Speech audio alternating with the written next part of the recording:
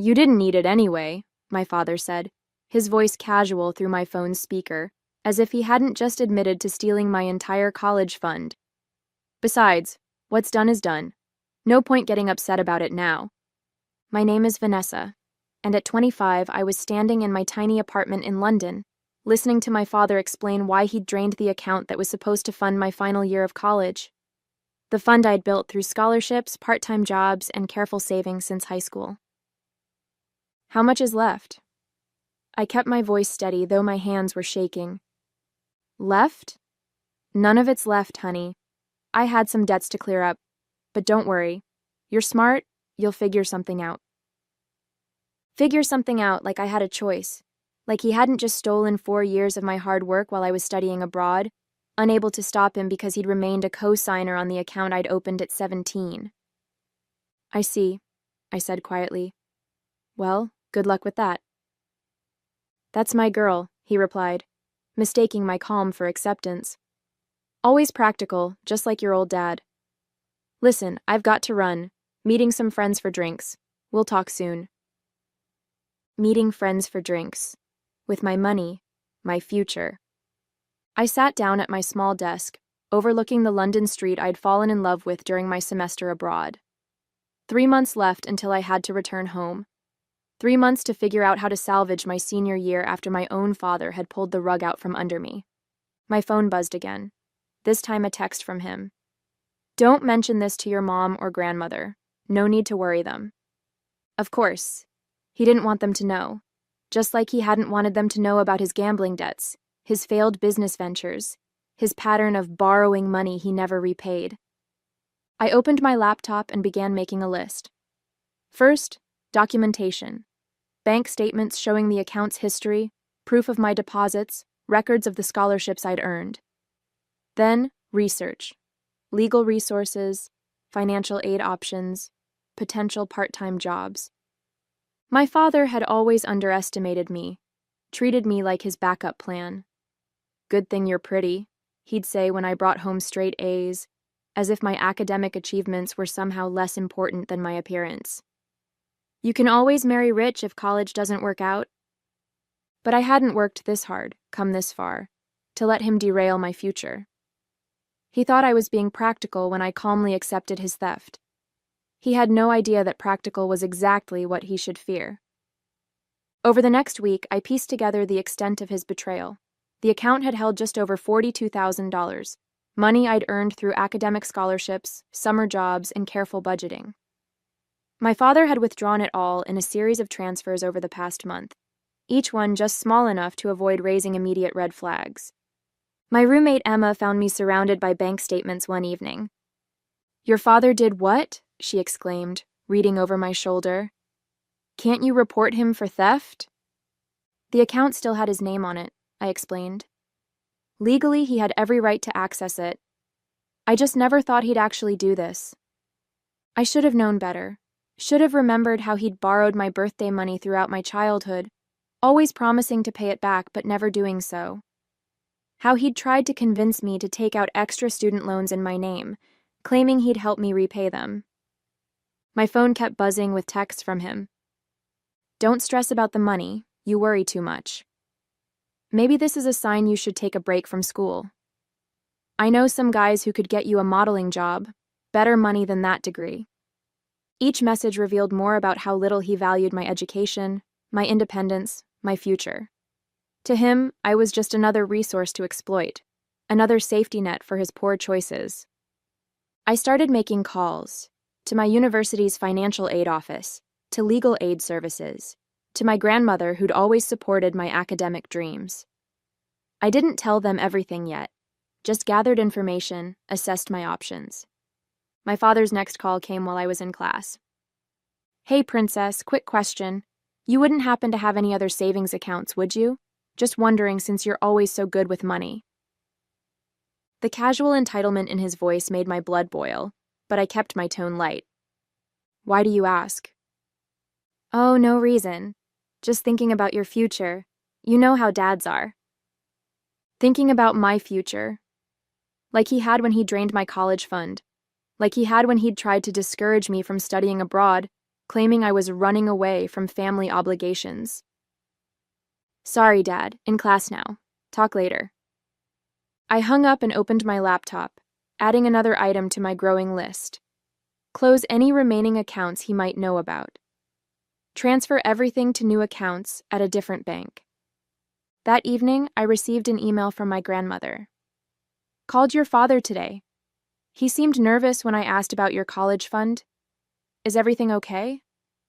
I smiled, imagining his discomfort. He'd always been afraid of my grandmother, the only person who'd ever successfully held him accountable. Can we talk? I wrote back. There's something you should know. My grandmother's response was immediate and fierce. After hearing the full story, she called an emergency family meeting, without my father present. That man, she fumed over our video call, my mother and aunt sitting beside her, has gone too far this time. Stealing from his own daughter? I watched their faces as I shared the bank statements, the text messages, the casual way he'd dismissed my future. My mother's hands trembled as she read his messages. I had no idea, she whispered. He told me you decided to take a break from school, that you were thinking about moving back home. Of course he had. My father had always been skilled at spinning narratives that suited his needs. How many times had he reinterpreted my achievements to make them about him? How often had he taken credit for my success while secretly undermining it? I've been documenting everything, I told them. Every withdrawal, every message, every call. I'm not letting him get away with this. My aunt, a lawyer, leaned forward. The account issue is tricky since he was a co-signer, but there might be other angles we can pursue. Has he made any promises in writing about repaying the money? I pulled up more screenshots, emails where he'd acknowledged the money was for my education, texts where he'd casually mentioned paying me back someday. Perfect, my aunt said. Not legally binding, but excellent leverage for what comes next. What comes next? My mother asked. Next, my grandmother declared, we make Gregory realize exactly what he's done, and whom he's done it to. The plan came together quickly. My grandmother would confront him first, letting him know the family was aware of his actions. My aunt would draft a formal demand letter, laying out his options for making restitution. And my mother would finally file for the divorce she'd been hesitating over for years. He's always underestimated you, my grandmother said. Treated you like an extension of himself instead of your own person. Time to show him who you really are. That night, my father called again. Your grandmother seemed upset today, he said carefully. You didn't tell her anything, did you? About what, Dad? The college fund you stole? The future you tried to derail? Or just your general belief that your daughter's education means nothing compared to your bar tab? Silence on his end. Then, now, Princess. Don't call me Princess. Don't call me at all. Everything goes through Aunt Sarah from now on. Sarah? Why would your aunt need to be involved? Because she's a lawyer, Dad, and you're about to need one too. My father's reaction was predictable. First denial, then anger, finally desperate attempts at manipulation. You're blowing this out of proportion, he texted. It was just money. Family is more important than money. I forwarded each message to my aunt without responding. Let him dig his hole deeper. His next move was to show up at my grandmother's house, where I was staying until my return flight to London. She didn't let him pass the front porch. How dare you, she demanded, loud enough for the neighbors to hear. Stealing your daughter's college fund, have you no shame? Mother, please, he tried to lower his voice. This is a family matter. Exactly. And you've betrayed your family. Now leave before I call the police. He left, but the text continued. Your grandmother's turned you against me. I'm your father. You owe me respect. After everything I've done for you? I thought about everything he'd actually done for me. How he'd tried to discourage my academic achievements. How he'd borrowed my childhood savings. How he'd treated my success as something he could cash in on whenever he needed. My aunt's demand letter arrived at his house via certified mail. Inside was a detailed accounting of every penny he'd taken, along with options for repayment. You can't sue your own father, he called, outraged. Watch me, I replied, then hung up. The family fallout was spectacular. Relatives I hadn't heard from in years called to express their disgust.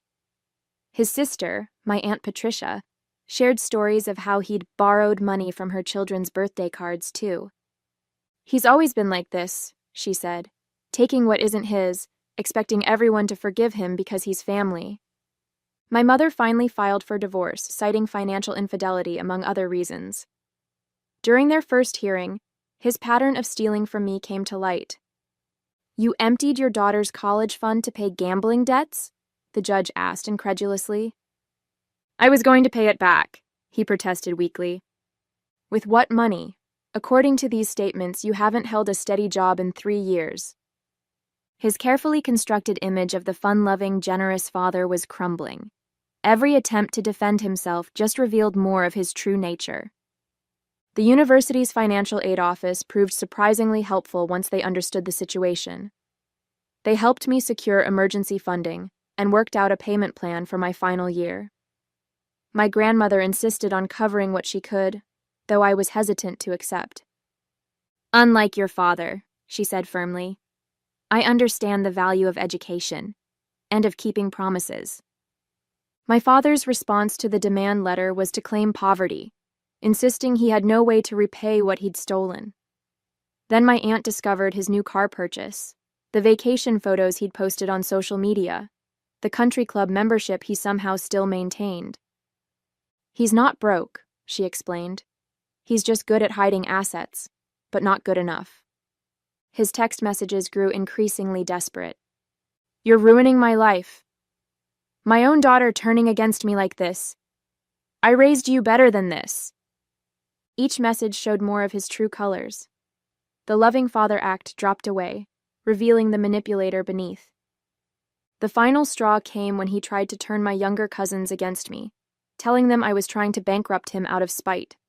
Instead, they shared screenshots of his messages, adding to my growing file of evidence. Remember when Uncle Greg told us our college funds were safe with him?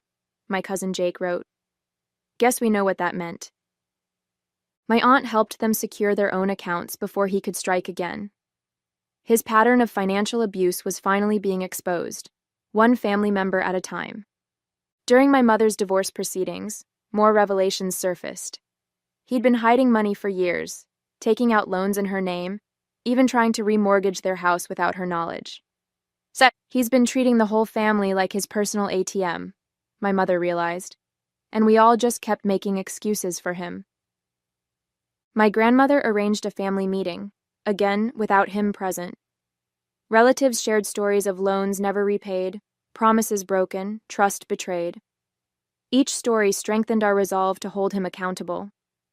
He's always counted on family loyalty to shield him from consequences, my aunt observed. Time to show him that loyalty goes both ways.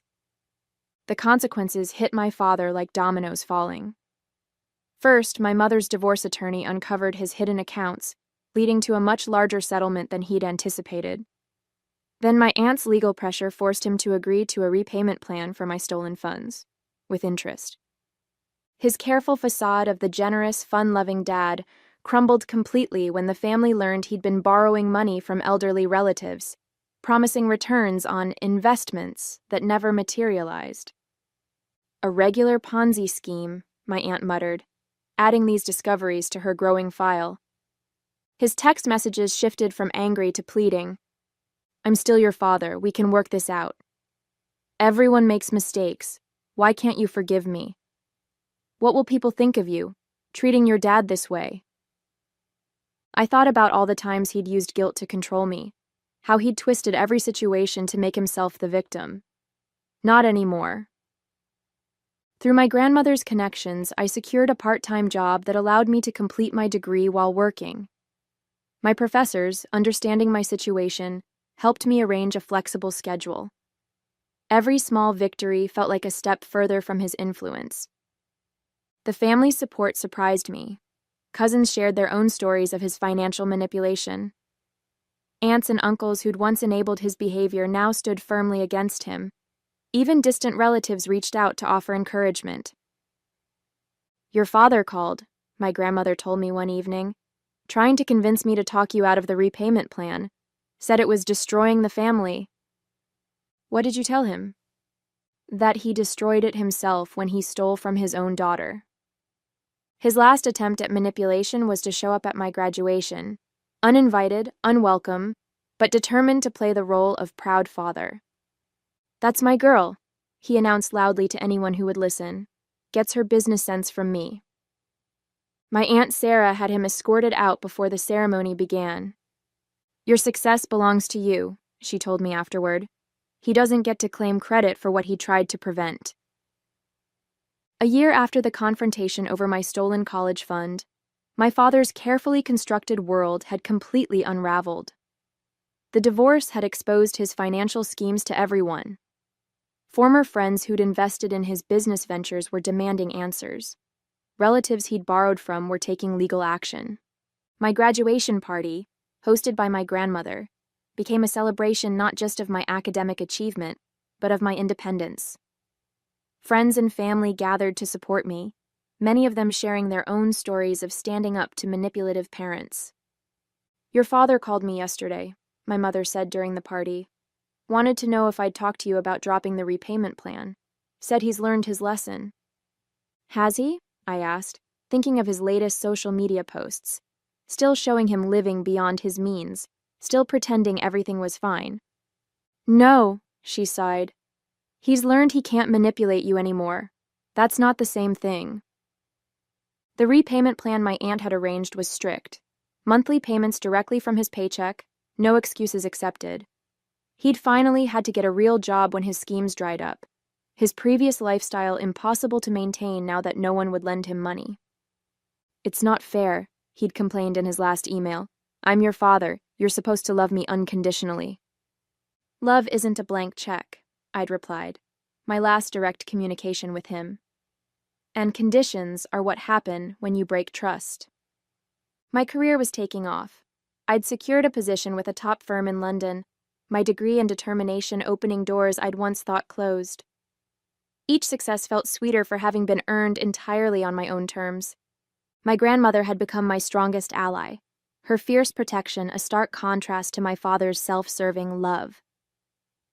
He called again, she told me over Sunday dinner.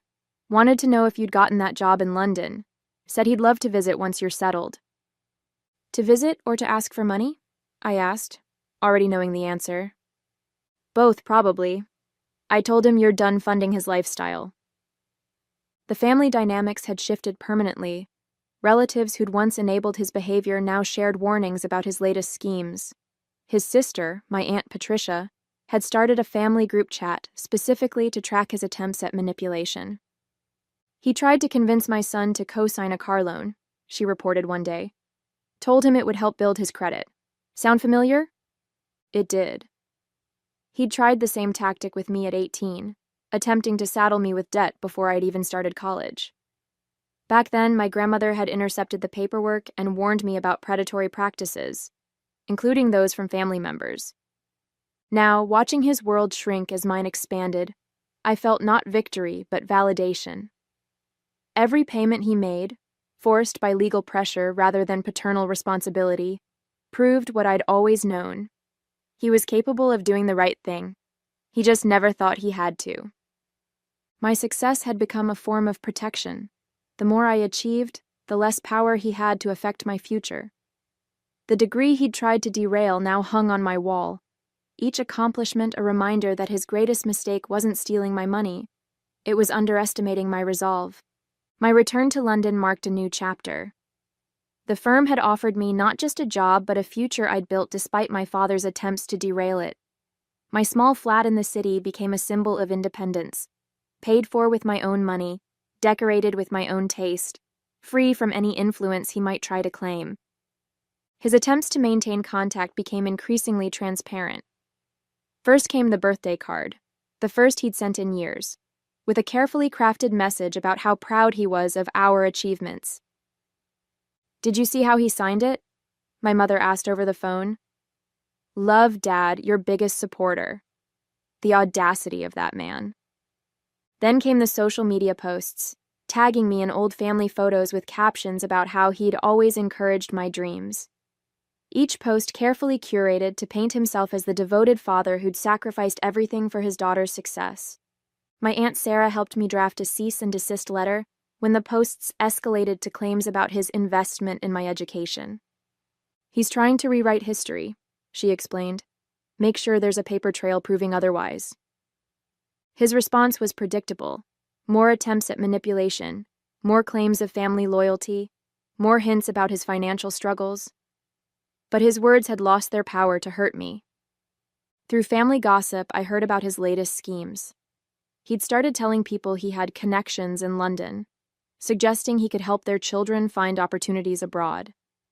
Each attempt to profit from my success backfired when they contacted me to verify his claims. "Your father says you're hiring at your firm," one family friend wrote. "He offered to put in a good word for my daughter, for a small consulting fee, of course." I wrote back explaining that my father had no connection to my firm, no influence over hiring, and no right to charge fees for false promises. Each response felt like another brick in the wall between his lies and my truth. My grandmother visited me in London, her first trip abroad at 70. Seeing my life through her eyes, the career I'd built, the home I'd made, the future I'd secured, brought everything full circle. "You know what makes me proudest?" she said over dinner at my favorite local pub. "Not just what you've achieved, but how you achieved it. You didn't let him turn you bitter. You just got stronger." That evening, I received another text from him. "Heard Mom's visiting. The flat must be cramped. I know some great hotels, if you need help with the expense." I showed my grandmother the message, and we both laughed. The same old tactics, transparent as glass now that I saw them clearly. "Should I respond?" I asked, though I already knew the answer.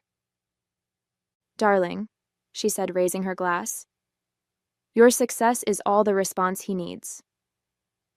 2 years after the confrontation over my stolen college fund, my father's repayment plan was still in force, each monthly payment a reminder of his accountability. He'd tried various schemes to reduce or delay the payments, but my aunt's legal oversight remained firm. During a family gathering back home, my cousin Jake shared his own victory. He'd graduated debt-free, his college fund secured in an account my father couldn't access. "You know what Uncle Greg said when I told him?" Jake laughed. "That I should thank you for overreacting about your fund.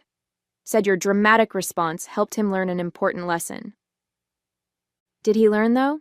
I asked, thinking of his latest attempts to convince relatives to invest in his new business venture. "He learned not to target family members who have good lawyers," my Aunt Sarah interjected. "That's about it." My career continued to flourish. The firm had promoted me to senior position, my reputation built on the same attention to detail and determination that had helped me overcome my father's betrayal.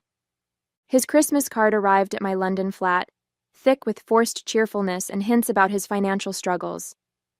Inside, he'd written, "Still paying for one mistake. When will you let it go?"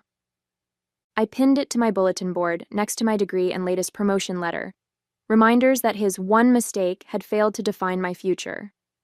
His signature at the bottom, once a symbol of paternal authority, now looked exactly like what it was, the mark of a man who'd bet against his daughter's strength and lost.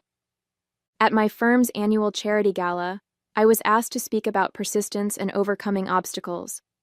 I didn't mention my father directly, but I talked about the moment I'd learned my college fund was gone, not as a story of betrayal, but as a lesson in self-reliance. "Sometimes," I told the audience, "the people who should support you the most become the obstacles you need to overcome. Their underestimation becomes your motivation." My father saw the speech online. Someone had shared it in the family group chat he'd been excluded from. His response came through my grandmother. "She's still angry, using my mistake to get attention." "No," my grandmother had replied. "She's successful, using her strength to help others. There's a difference."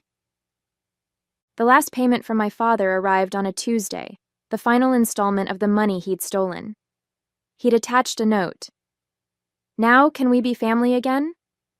I filed the receipt with all my other documentation, the bank statements, the demanding texts, the social media posts where he'd tried to rewrite history. Not because I needed them anymore, but as a reminder of how far I'd come. My mother, now happily remarried, put it best. He thought taking your money would keep you dependent on him. Instead, it set you free. She was right. Every attempt he'd made to hold me back had pushed me forward instead. His greatest punishment wasn't the repayment plan or the family's disapproval. It was watching me succeed without him, beyond him, despite him.